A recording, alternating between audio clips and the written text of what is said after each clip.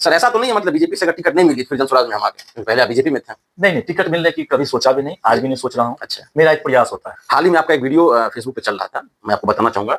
उस वीडियो में मटिहानी विधानसभा की एक महिला थी, उनका कहना था जो उनके परिजन या उनके पति शायद कोई आप ही के हॉस्पिटल में एक्सपायर कर गए थे और शायद पैसे के कारण उनको डेथ बॉडी को नहीं छोड़ा जा रहा था सर।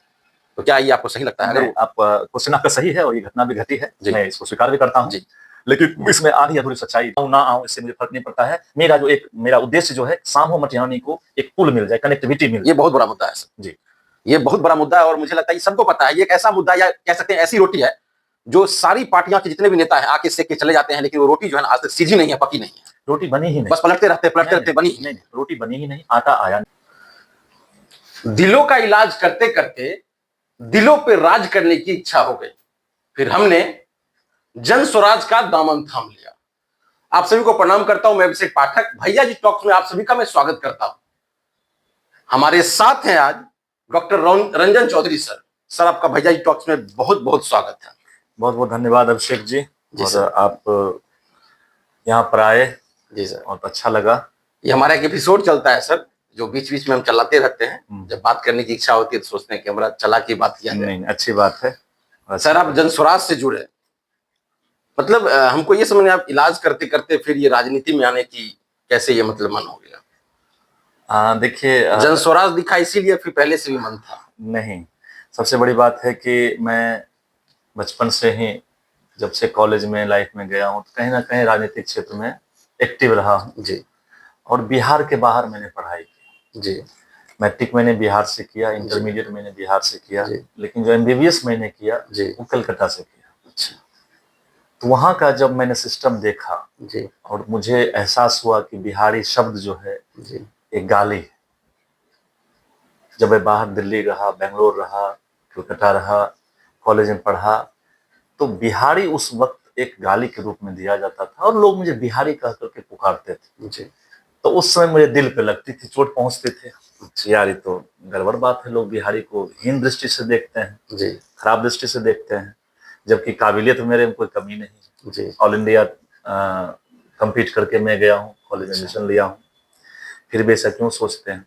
तो क्योंकि जो बिहार की दुर्दशा है जी पिछले 30-35-40 सालों में, बिहार अपने भारत के सबसे निचले पायदान पर राज्यों में अगर कहा जी, वहीं केरला आप देख लेंगे तो नंबर 1 पर है वो लिटरेसी में, और जी इतना आगे बढ़ चुका है कि बिहार अभी भी उसे 40-50 साल पीछे चल रहा है। ये सारी भावनाएं होती थी तो ऐसा लगता था कि राजनीति में या कहें कि सरकारी क्षेत्र में ऐसा कुछ अमूलचूल परिवर्तन होना चाहिए कि बिहार को या बिहारी को ये सुनने में खराब ना लगे, एक गर्व की अनुभूति हो, ऐसा मौका मिलना चाहिए। तो मैं बेगूसराय में पिछले 15 साल से एज ए प्रैक्टिस कर रहा हूँ, लोगों की सेवा ही कर रहा हूँ और हृदय रोग के मरीजों का इलाज भी करता हूँ जी। तो जो मेरे यहाँ मरीज आते हैं वो सीरियस ही आते हैं, जो हार्ट अटैक होकर के आता है तो मुझे पता रहता है कि मर भी सकता है, बच भी सकता है, 50-50 चांस है।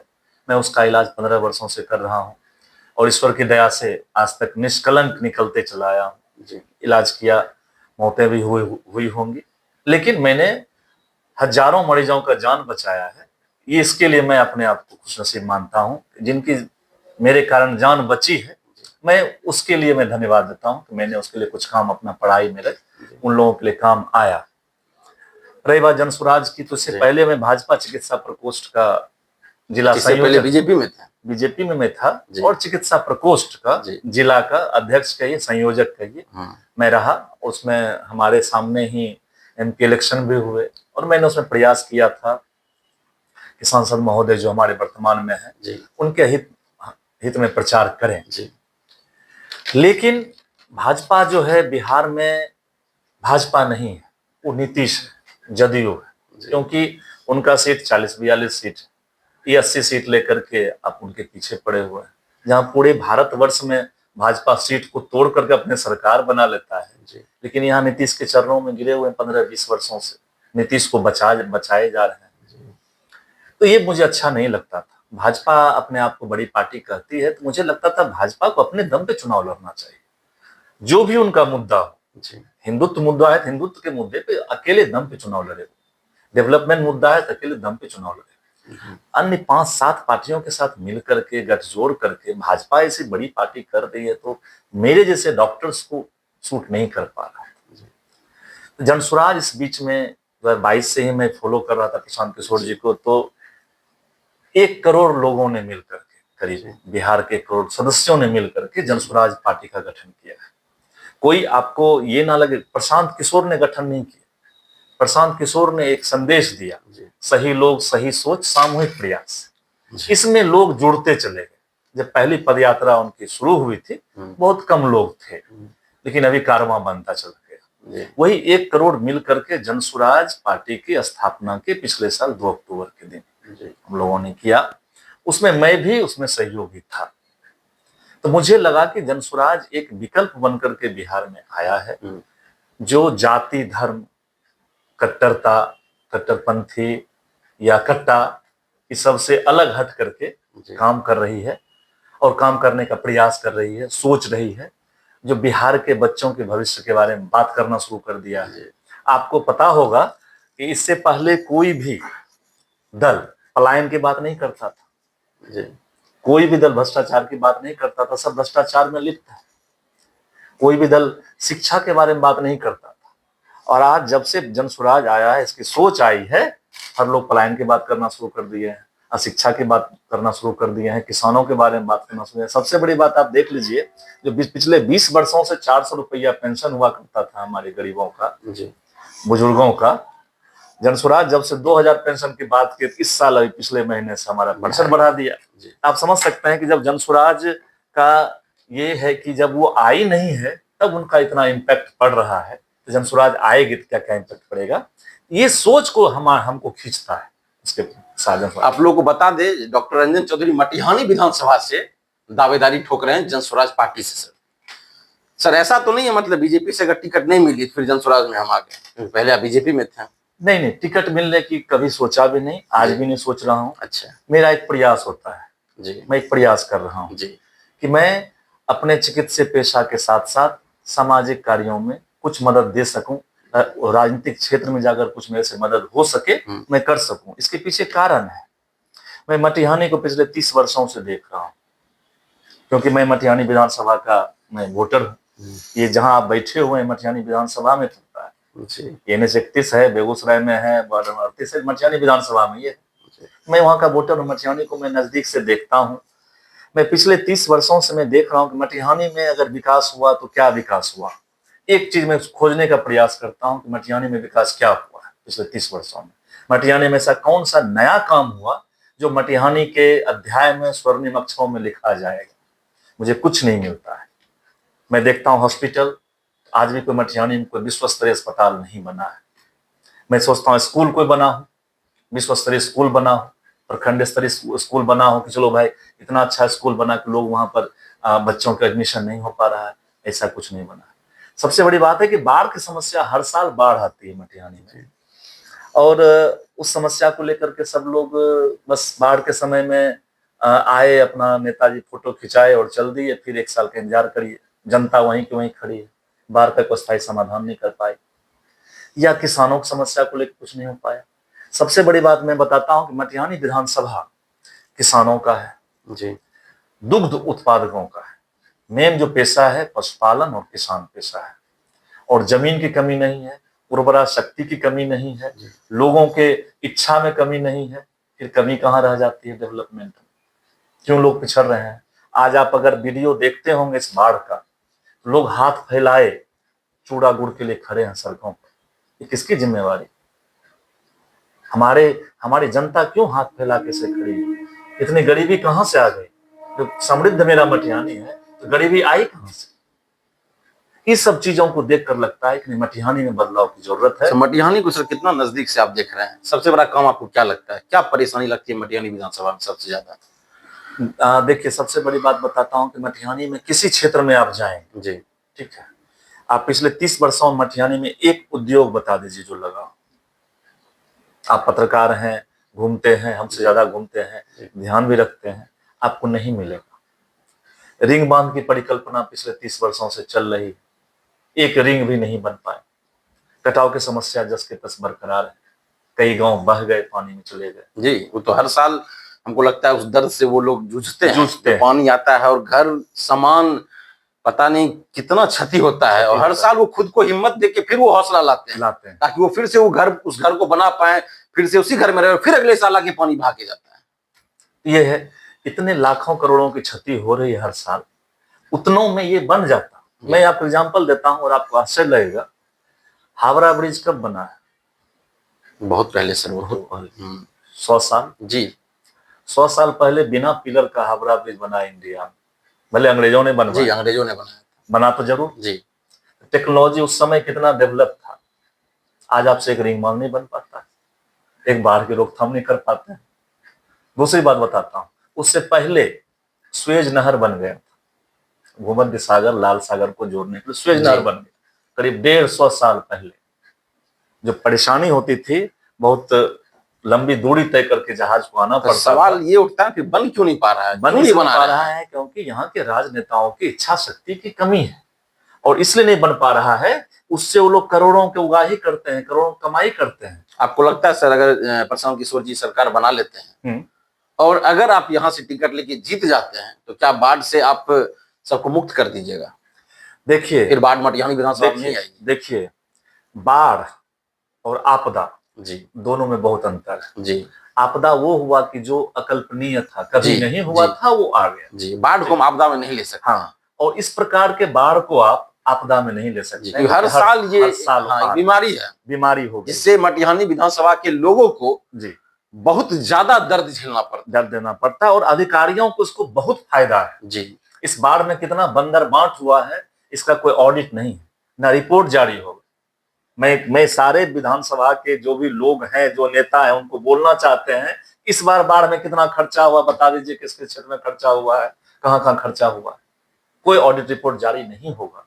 ये सिर्फ एक कमाई का जरिया बन गया है, जो हमारे यहाँ के अधिकारी हैं और जो हमारे यहाँ के नेता हैं। क्योंकि अगर बाढ़ आना बंद हो जाएगा तो कमाई बंद हो जाएगा, उनका ये है। इसलिए नहीं, मैं इसलिए चाहता हूं कि इसका स्थायी समाधान हो।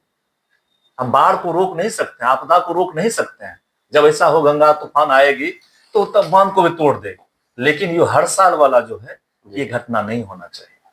इसको मैं काम करूंगा। और सबसे पहले मैंने बोला था, मैं राजनीति करूं ना करूं, मैं आऊं ना आऊं, इससे मुझे फर्क नहीं पड़ता है। मेरा उद्देश्य जो है, सामो मटिहानी को एक पुल मिल जाए, कनेक्टिविटी मिल जाए। ये बहुत बड़ा मुद्दा है सर जी, ये बहुत बड़ा मुद्दा है, और मुझे लगता है ये सबको पता है। ये एक ऐसा मुद्दा, या कह सकते हैं ऐसी रोटी है, जो सारी पार्टियां के जितने भी नेता हैं आके सेक के चले जाते हैं, लेकिन वो रोटी जो है ना, आज तक सीधी नहीं है, पकी नहीं है। रोटी बनी ही नहीं, बस पलटते रहते, बनी ही नहीं। रोटी बनी ही नहीं, आटा आया नहीं। अभी गेहूं खरीदा जाएगा, फिर आटा पिसाया जाएगा, तब रोटी बनेगी। जी, अभी गेहूं खरीदने की बात भी नहीं हो रही है।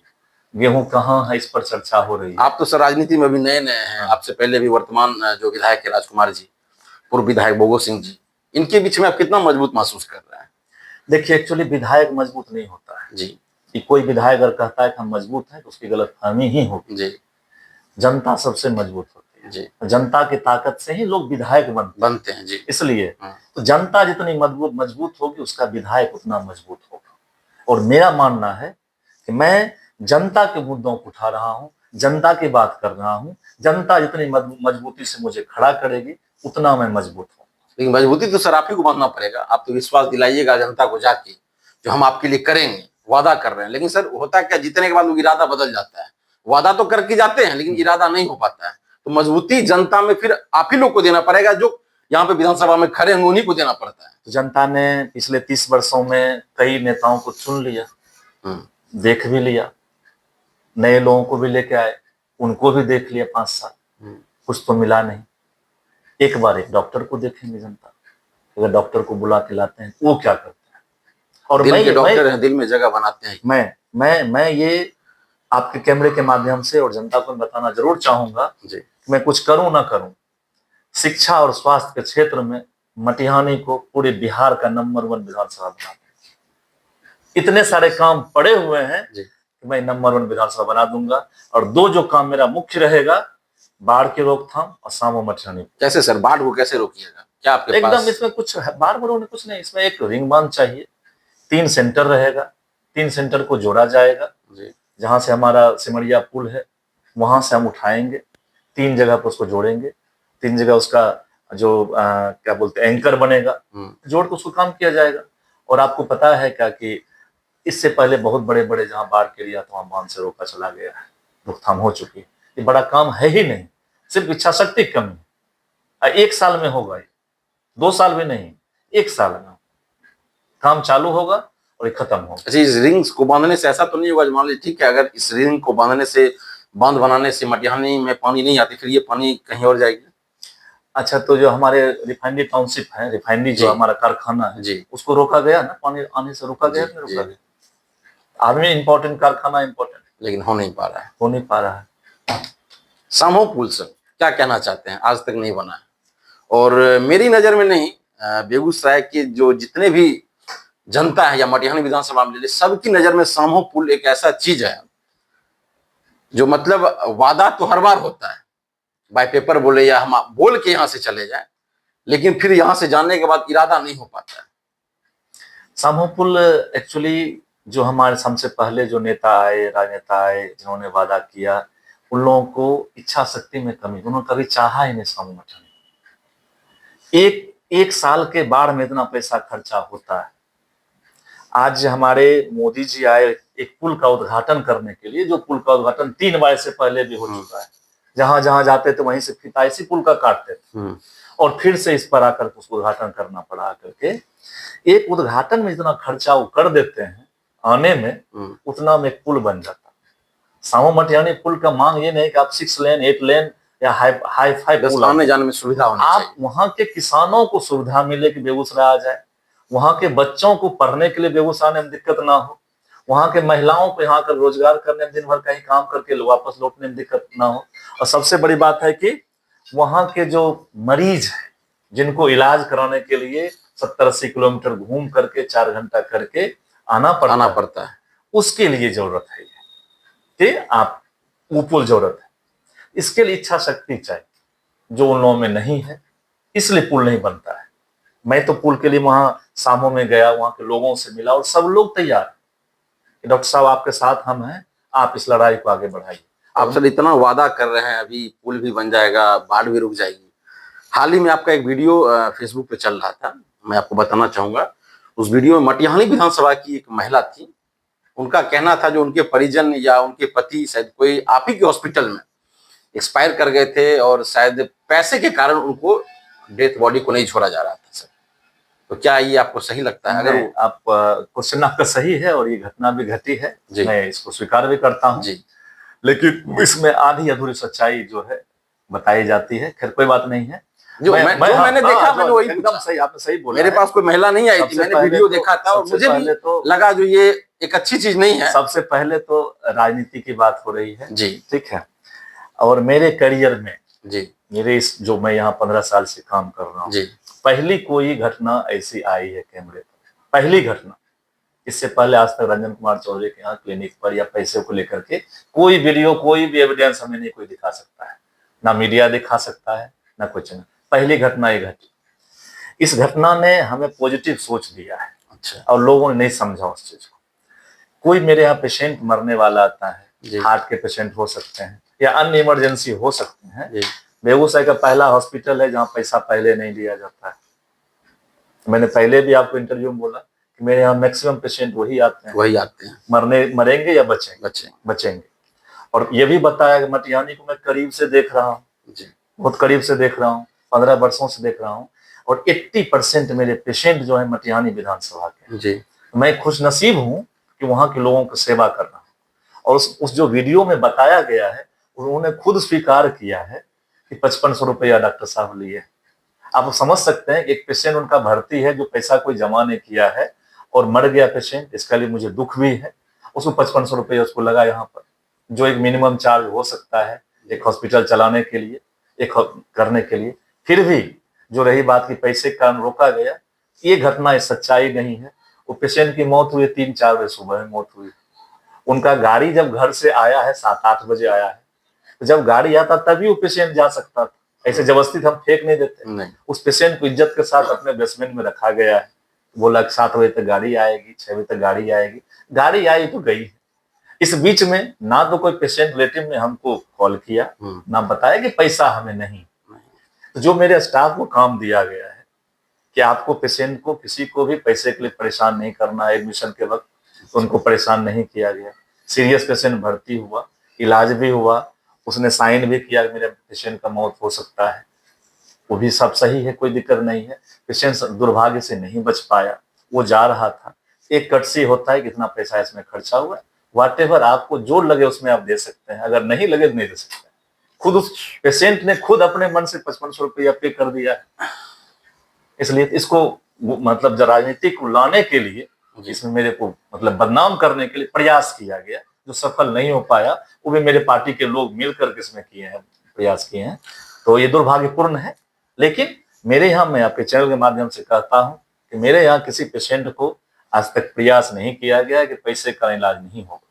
डेली में कम से कम 10 पेशेंट का फ्री में इलाज कर रहा हूँ। आज पहले भी कर रहा था, आज भी कर रहा हूँ। प्रशांत किशोर जी का कहना है, चलिए अगर मान लेते हैं आपको विधानसभा से टिकट मिल जाती है, मटिहानी विधानसभा से, अच्छी बात है, और जीत के आप चले भी जाते हैं विधानसभा। प्रशांत किशोर जी का कहना है, या तो अर्श पे नहीं तो फर्श पे आएंगे, तो पूरी तरह आएंगे तो नहीं आएंगे। और इस बीच में हाल ही में उन्होंने बयान दिया है, अगर मेरे पास 50-60 सीट आई या ऐसी सीट आई जो गठबंधन करना पड़े तो क्या विकल्प रहेगा। तो उनका जवाब था, अगर मेरे पास 50 सीट या ऐसे कुछ सीट आती है तो मैं अपने विधायकों को स्वतंत्र कर दूंगा, आपको जहां जाना है जाइए, और मैं फिर से उसी जीरो से स्टार्टअप करूंगा, फिर से संघर्ष करूंगा। सुनने में मुझे भी बड़ा अटपटा लगा। तो क्या आपकी क्या वहां पे रहेगी भूमिका, अगर आपको स्वतंत्र कर दिया जाएगा तो क्या कीजिएगा? देखिए, सबसे बड़ी बात तो आपको या हमें प्रशांत किशोर को धन्यवाद देना चाहिए जी। पहली पार्टी है जो कि अपने विधायकों के साथ गुलामी नहीं करवाती। अगर हम अपने बच्चों को स्वतंत्र कर दें जी, इसका मतलब बच्चे मुझे छोड़ के नहीं जाएंगे। आप समझिए बात जी। लेकिन ऐसा होता है सर, राजनीति में तो होता ही है। अगर गार्जियन आप हैं जी, हमारे गार्जियन हम हैं घर के, और हमारे बच्चे जवान हो गए, उनको मैंने तुमको स्वतंत्र मैंने कर दिया, तो अपनी लाइफ जियो। अब बच्चे के बुद्धिमत्ता पर, उसके संस्कार पर निर्भर करता है, उनको माता पिता के साथ, परिवार के साथ स्वतंत्रता होने का मतलब ये है कि हम आपके साथ हैं और आपको लीगल या इलीगल बाउंडेशन में आपको नहीं दे रहा हूं।